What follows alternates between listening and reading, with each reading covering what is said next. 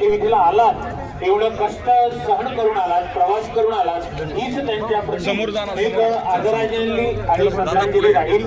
शब्द जरी नसतील परंतु अंतःकरणामध्ये प्रत्येकाने बाबांना भावपूर्ण आदरांजली समर्पित केलेली आहे. या ठिकाणी आमदार रमेश बोरनारे सर, वैजापूर तालुका व मानव समिती वैजापूर संघटन प्रमुख प्रशांत पाटील यांच्यातर्फे अपूर्ण श्रद्धांजली. मध्य प्रदेश इंदोर येथून आलेले माननीय श्री अरविंदजी पाटील आणि संपूर्ण मध्य प्रदेश येथील संतप्त मंडळीच्या वतीने भावपूर्ण श्रद्धांजली या ठिकाणी अर्पण करतो.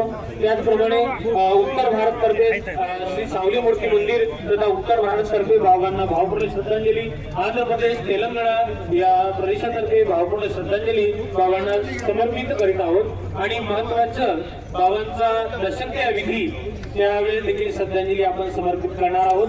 ही तारीख आपण सर्वांनी ध्यानात ठेवायची आहे.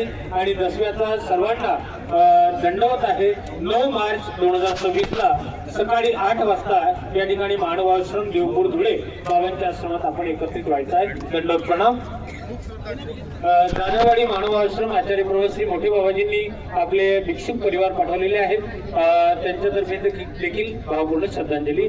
आणि यानंतर आता सर्वांनी उभा राहून मग श्रद्धांजली 2 मिनिटे या ठिकाणी सादर करा.